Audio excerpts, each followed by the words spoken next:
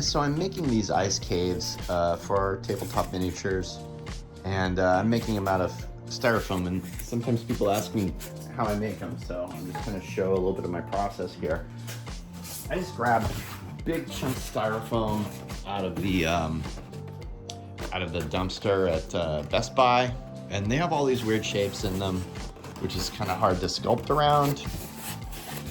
But I'm going to show you, it kind of doesn't matter, because the whole thing is you just become, I don't know, you just explore the shape and you discover how it's going to work.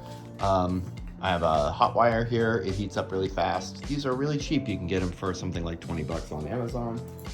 And I'm going to take a piece of that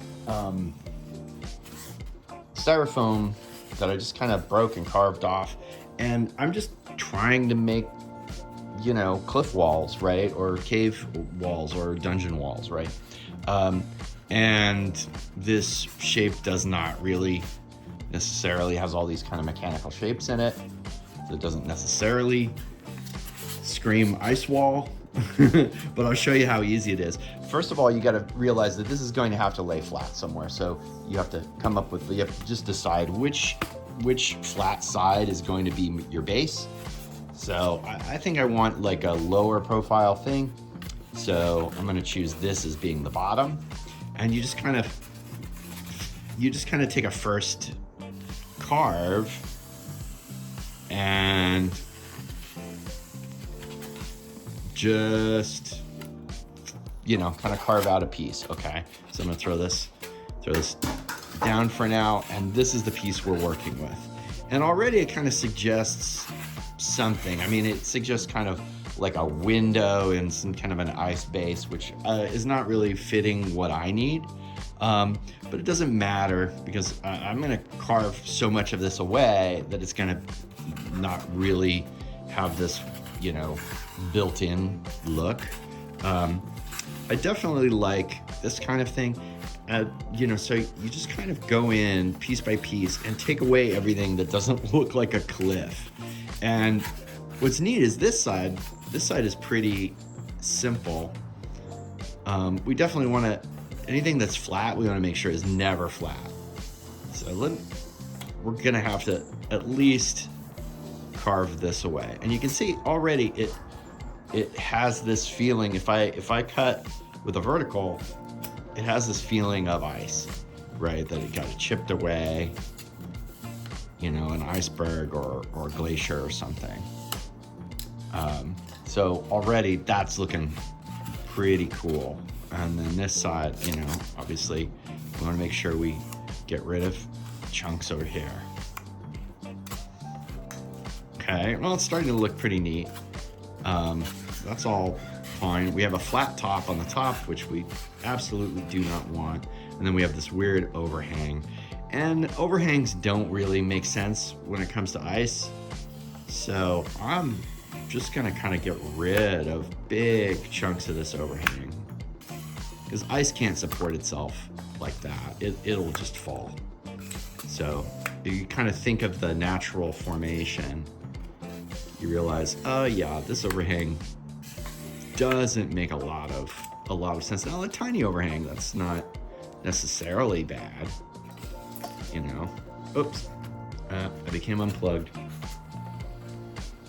You see how quickly the wire cools? It's no longer cutting. It's no longer dangerous. So it heats up really fast, cools off really fast. There it goes. As soon as I plugged it in, it carved. Ooh, that's a nice shape. I like that kind of edge thing. Okay, well, we've got a flat part. That's not good. We have a flat on the top, which we'll deal with in a second. But then this flat part here. So I'm just gonna go in with my blade and just rough it up just enough, right? With my hot blade. Like, it doesn't have to be much. It just has to kind of not be factory perfect.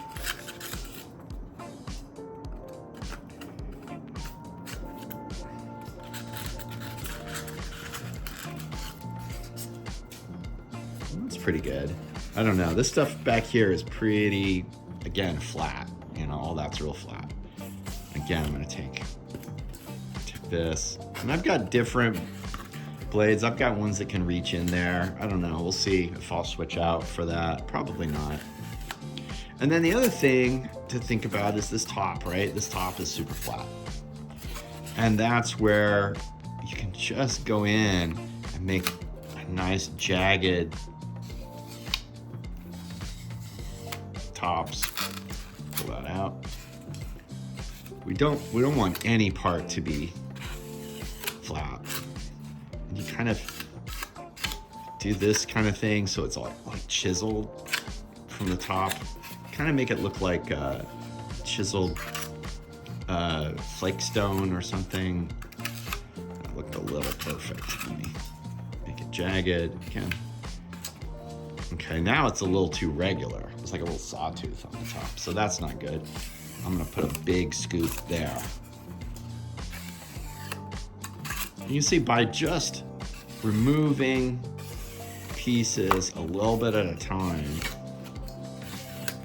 well, that's pretty successful.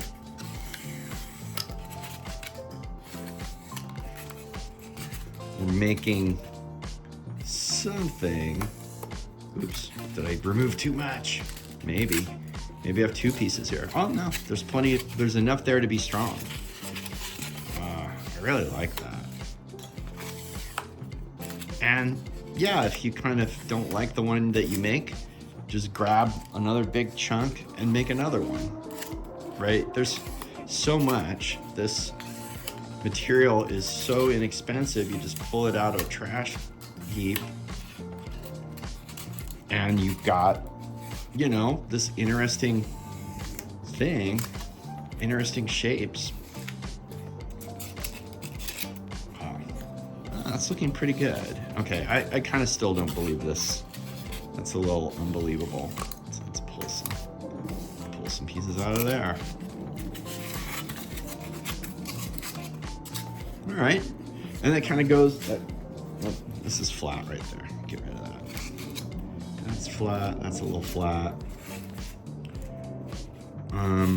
Yeah. So this thing will sit. You know, it's not too high, so it can sit on a tabletop, and the players can see their pieces. Is attractive on the backside. That needs a little bit of detail. You can just add detail by just going do like that, and pulling that stuff out. And you want areas where there's detail, and then areas of no detail. Nice flat regions too. Right? Areas of detail, and then oh, look at that. It looks like little steps up into a little cave there. You know, that's kind of cool. I kind of like that. I also have some XPS foam that I'm just hot gluing together to make little smaller stacks. And then I'm gonna carve those up as well and make just some smaller little pieces. And again, I'm carving the same way. I'm trying to get those ice shapes, trying to get rid of any flat shapes that might make it look obviously machine made, and try to put in detail where I want. Then I'm going to take some Mod Podge and put it in this thing with a little bit of blue-green color and then a lot of white paint. And so it's like a half-half, 50-50 mix of Mod Podge and paint. And that gives me a nice blue-green undercoat that also seals the styrofoam so that it can accept paint and it's not going to seep in. And it's also going to hide that styrofoam texture. It's going to cover it in a kind of a gluey thing.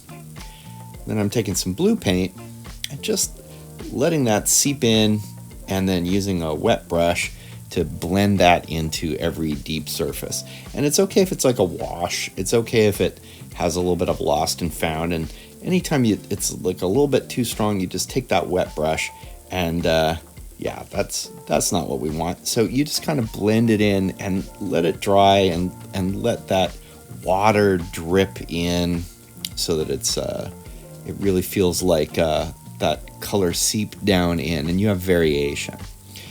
So then you need the snowy part. So how do you get the snow on top of it? You just take a little bit of white paint, again, this white craft paint, and you're going to do a dry brushing technique. Get a nice big broad brush, and then wipe most of the paint off of it. Now we want every top surface to look pretty snowy, so you can go ahead and kind of go ham on that top part and make it super white. But then on the sides, you just want to hit those nice high points, those nice edges, and think about snow falling downward. So you want the top faces to be a lot more snowy, and then those sides, just the high points are going to be hitting. And you can see there's very little paint on the brush at this point. It's not slopping around. It's just kind of whacking against all of the high points and bringing out the details. So the deep places are not going to have white paint, and those high points are going to catch all the white paint. Again, hit the top with a lot of white, and then just when the brush is pretty dry, you're going to be hitting all the sides. Now, you're going to be using varnish on these, and I found this Vallejo acrylic gloss varnish. It's the only one I can find that doesn't eat into styrofoam. It doesn't dissolve styrofoam. So you hit it with that, and then, because you want nice shiny ice, right? And then I take these pop crystals, and it's a glitter that kind of is invisible except when the light catches it. And I put that on the top right when wet, so it all sticks in there when it dries. And if you want even more of a snowy look, on some of the pieces, I grab a little bit of Elmer's glue and then just spread that right on the top with a little bit of, just a brush, like a little bit of a wet brush. And then what I'm going to do is I'm going to take baking soda and sprinkle it on there and get it, let it dry in there. And I even mix some of those glitter crystals in with my my baking soda, and then just sprinkle it on there.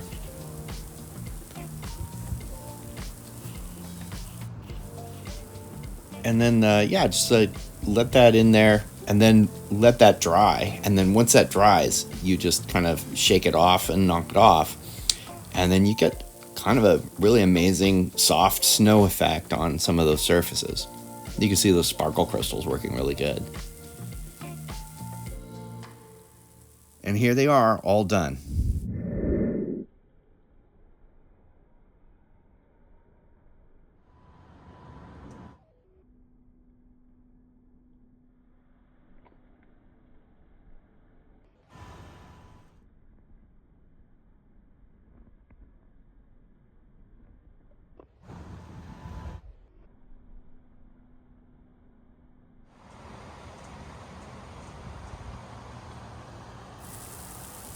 All right, hope you make your own.